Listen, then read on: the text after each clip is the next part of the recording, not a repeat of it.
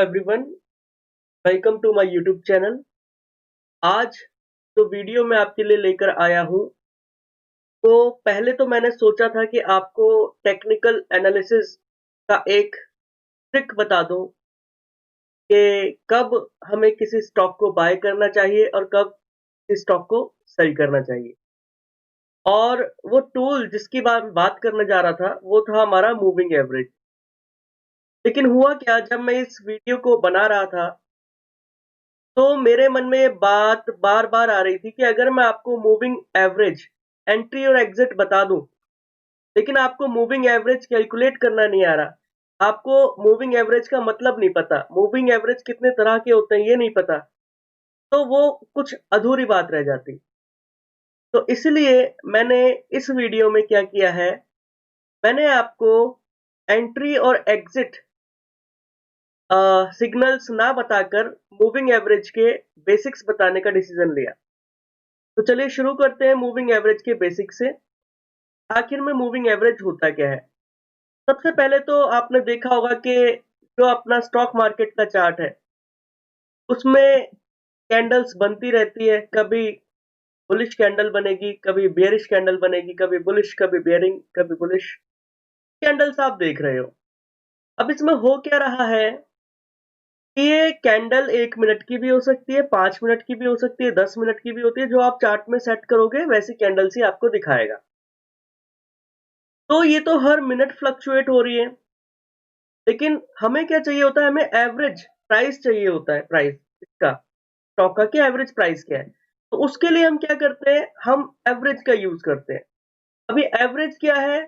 Average जो previous prices है, आप 4 दिन का, 5 दिन का, 10 दिन का जितना भी एवरेज निकालोगे, प्रीवियस प्राइसेस को लेकर उसको नंबर ऑफ डेज से, नंबर ऑफ ऑब्जर्वेशन से डिवाइड करते हैं और आपको एक एवरेज लाइन मिलती है, जैसे यहाँ पर मिल रही है आपको।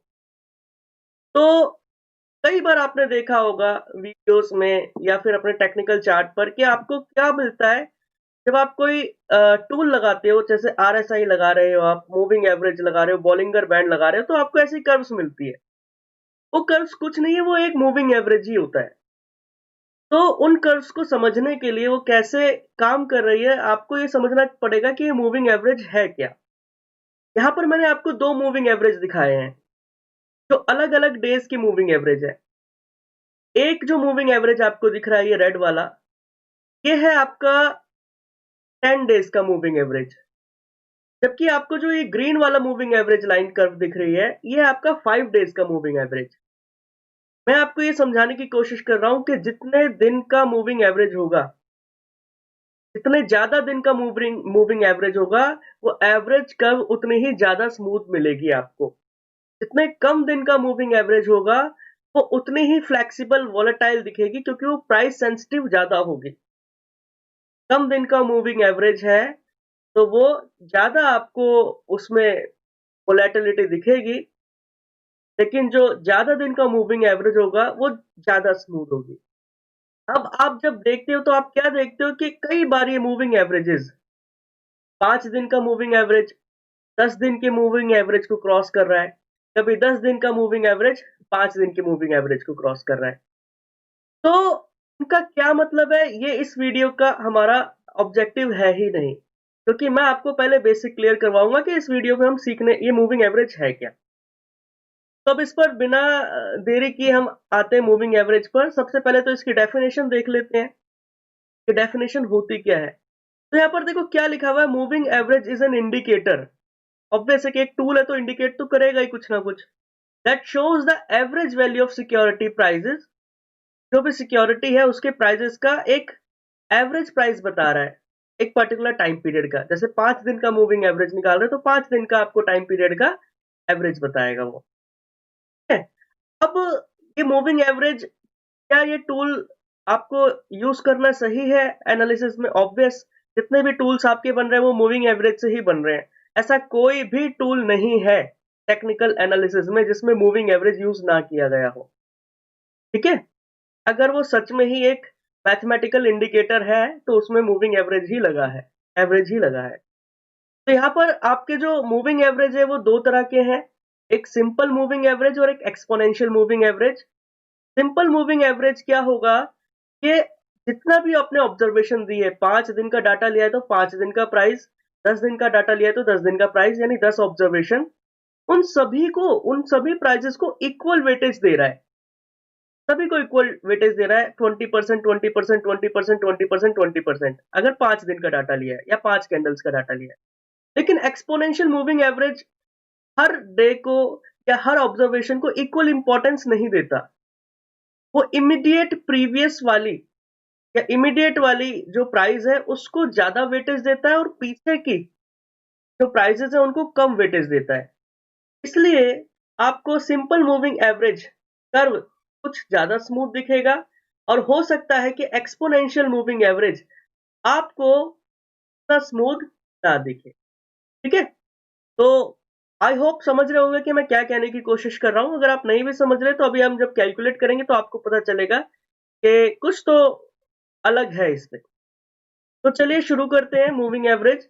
इसके लिए मैंने क्या किया है, इसके लिए मैंने यस बैंक का कुछ डाटा ऑलरेडी यहाँ पर फेच कर लिया है।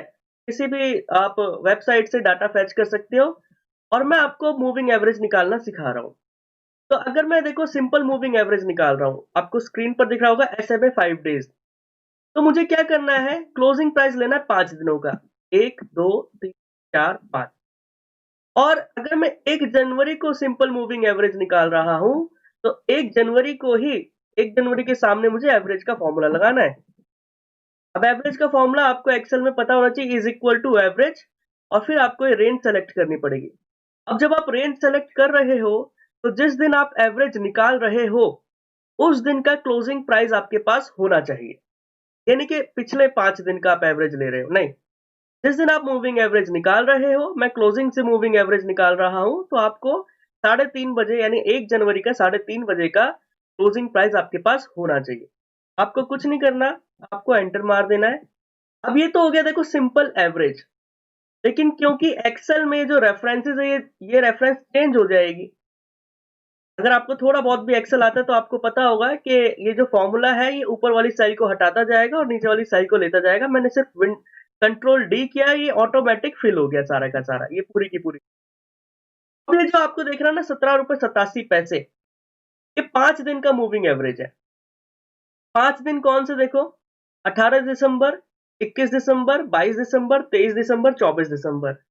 ऑब्वियस है कि 19 और 20 को सैटरडे संडे आया होगा, इसलिए यहाँ पर 18 के बाद सीधा 21 है।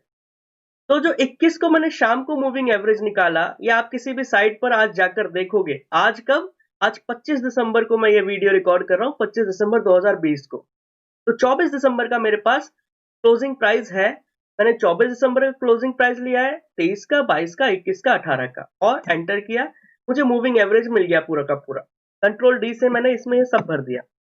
लेकिन जब मैं एक्सपोनेंशियल मूविंग एवरेज निकाल रहा हूँ, तो ये ज्यादा फ्लक्चुएट होगा आपके 5 डेज मूविंग एवरेज से। जब आप लॉन्ग टर्म का इसका कर्व देखोगे तो आपको पता चलेगा। तो इसको कैलकुलेट करने का फॉर्मूला क्या है, जिस दिन से आप इसको कैलकुलेट कर रहे हो उस दिन तो ये सिंपल मूविंग एवरेज के बराबर ही होगा। तो आप सीधा क्या करना, जैसे मैं 5 डेज मूविंग एवरेज निकाल रहा हूँ 1 जनवरी 2020 को, तो मैंने इज इक्वल टू C6 कर दिया, यानी कि 5 डेज मूविंग एवरेज ही ले लिया। लेकिन अब नेक्स्ट डे आप क्या करने वाले हो, अब आप लगाओगे फॉर्मूला, और फॉर्मूला आपके सामने दिख रहा है। आज की क्लोजिंग क्या है, आज की क्लोजिंग है 47.35। आज मतलब अब 2 जनवरी को ये 45 की जो है हमारी क्लोजिंग है, इसको मुझे मल्टीप्लाई करना है। इससे मल्टीप्लाई करना है एक फैक्टर से। ठीक है, वो फैक्टर क्या होगा अभी हम देखते हैं। उस फैक्टर को मैं E2 में लिखने वाला हूं। तो E2 को मैंने सेलेक्ट कर लिया, एक वैल्यू हमारे पास आ गई। इसके बाद मुझे प्लस का साइन दबाना है और मुझे प्रीवियस ईयर का मूविंग एवरेज लेना है। ऑब्वियस है कि ये प्रीवियस ईयर का एक्सपोनेंशियल मूविंग एवरेज है। कहां पर लिखा हुआ है, 1 जनवरी के सामने। और इसको मुझे किससे मल्टीप्लाई करना है, 1 माइनस मल्टीप्लायर से, और मुझे ये फॉर्मूला क्लोज कर देना है, एंटर। अब ध्यान से समझो, सबसे पहले तो ये मल्टीप्लायर कैसे कैलकुलेट करते हैं, इसका फॉर्मूला मैंने लिखा है 2n+1, 2/n+1। यहाँ n क्या है, n है कि कितने दिन का आप एवरेज निकाल रहे हो। तो हम क्योंकि 5 दिन का मूविंग एवरेज निकाल रहे हैं, तो फॉर्मूला हो जाएगा is equal to 2 divided by 6। ठीक है, अब 1 माइनस एम क्या हो जाएगा, is equal to 1 minus multiplier की वैल्यू। ये आपको मिल गया मल्टीप्लायर और 1 माइनस एम। अब आप यहां देख रहे हो कि जो करंट प्राइस है 47.35, उसको हमने कितनी वेटेज दे दी, टोटल प्राइसेस में 33% की वेटेज दे दी। जबकि पीछे वाले जो प्राइसेस थे उन सबको हमने 67 की वेटेज दी है। तो ज्यादा वेटेज, 1/3 वेटेज किसको दे दी हमने, अपने इस करंट क्लोजिंग प्राइस को। तो अगर हमने करंट क्लोजिंग प्राइस को 1/3 की वेटेज दे दी है, तो इसका मतलब आप समझ रहे हो कि ये वाला जो मूविंग एवरेज आएगा, ये सिंपल मूविंग एवरेज से ज्यादा फ्लक्चुएटिंग होगा। क्योंकि सिंपल मूविंग एवरेज में अगर आप देखोगे तो आपको मिलेगा कि अगर 5 दिन का मूविंग एवरेज है तो हर किसी को 20% वेटेज मिली होगी, लास्ट डे को भी 20% वेटेज मिली होगी, लेकिन यहाँ पर लास्ट डे को 33% की वेटेज मिली है। तो ये जो होगा ये ज्यादा फ्लक्चुएट दिखेगा आप अगर लॉन्ग टर्म का मूविंग एवरेज देखते हो, एक लॉन्ग टर्म का, एक लॉन्ग 2 महीने 3 महीने का 4 महीने का या 1 महीने का आप देखोगे तो आपको पता चलेगा कि सिंपल मूविंग एवरेज और एक्सपोनेंशियल मूविंग एवरेज में साफ साफ फर्क दिखाई देता है। चलो अब मुझे क्या करना है, देखो, क्योंकि मुझे सिर्फ और सिर्फ 2 जनवरी का मूविंग एवरेज नहीं लेना, मुझे पूरा का पूरा चार्ट ड्रॉ करना है। तो मुझे है ना, ये जो आपका मल्टीप्लायर है और 1 माइनस मल्टीप्लायर है, इसको फ्रीज करना पड़ेगा ताकि मैं इस फॉर्मूला को नीचे ड्रैग कर सकूं। तो मुझे ये जो E2 है, E2 मतलब 0.33, इसको हमें फ्रीज करना है और F2 को भी फ्रीज करना है। तो फ्रीज करने के लिए मैं क्या करूंगा, आपको पता है कि डॉलर लगा देंगे और ये फ्रीज हो जाएगा। तो इसमें हम डॉलर लगाते हैं। यहाँ मैंने E2 को फ्रीज कर दिया, अब मुझे F2 को फ्रीज करना है, ये मैंने यहाँ पर डॉलर सेट और एंटर। अब मुझे कुछ नहीं करना, बस इसको ड्रैग करना है लास्ट तक। और ड्रैग के लिए आपको पता है कि कंट्रोल डी आपका फॉर्मूला है, सॉरी शॉर्टकट है। इसके बाद आप डेसिमल को थोड़ा कम कर लें, 2 डेसिमल सफिशिएंट है, 2 डेसिमल आप रखें। तो यहाँ पर आपका जो एक्सपोनेंशियल मूविंग एवरेज आ गया 24 तारीख का, वो हो गया 7.78 और सिंपल मूविंग एवरेज हो गया 17.87, sorry 17.87 simple moving average of 5 days और 17.78 आपका 5 दिन का एक्सपोनेंशियल मूविंग एवरेज। अब अगर आप इसको फिर से इस वीडियो को 2-3 बार देखेंगे तो आपको ये मूविंग एवरेज खुद कैलकुलेट करना आ जाएगा। आपको किसी टूल की या फिर मनी कंट्रोल पर जाने की या किसी और साइट पर जाने की जरूरत नहीं होगी। आप थोड़ा बहुत फॉर्मूलाज अगर खुद सीखते हैं तो कहीं ना कहीं टेक्निकल एनालिसिस में आपको आपका कॉन्फिडेंस खुद बढ़ेगा। तो आई होप आपको ये मल्टीप्लायर कंसेप्ट समझ आया होगा कि वेट है और एक्सपोनेंशियल मूविंग एवरेज हम कैसे कैलकुलेट कर रहे हैं, 5 डेज मूविंग एवरेज हम कैसे कैलकुलेट कर रहे हैं। अगर आपको ये जो मूविंग एवरेज है समझ आया है तो प्लीज कमेंट जरूर करें कि सर ये जो आपने आज इंफॉर्मेशन हमें प्रोवाइड की है सच में हमारे लिए यूजफुल हो सकती है इन फ्यूचर। और मैंने आपको पहले भी बताया कि टेक्निकल एनालिसिस अगर आप कर रहे हो और उसमें मूविंग एवरेज अगर आपको नहीं आता तो समझ लो आपने कुछ नहीं सीखा, आप सिर्फ और सिर्फ न्यूज पर भाग रहे हो। न्यूज देखी आपने, न्यूज पे भागे, न्यूज देखी, न्यूज पर भागे। टेक्निकल एनालिसिस उतना ही इंपॉर्टेंट है जितना फंडामेंटल एनालिसिस है। और मैं कहूं तो फंडामेंटल एनालिसिस से ज्यादा टेक्निकल एनालिसिस शॉर्ट टर्म में इंपॉर्टेंट है, क्योंकि प्राइस मूवमेंट बहुत बहुत बहुत जल्दी होती है। टेक्निकली अभी अभी आगे की जो वीडियोस आएगी उसमें आपको समझ आएगा कि क्यों टेक्निकल एनालिसिस कभी कभी फंडामेंटल एनालिसिस से भी ज्यादा इंपॉर्टेंट हो जाता है।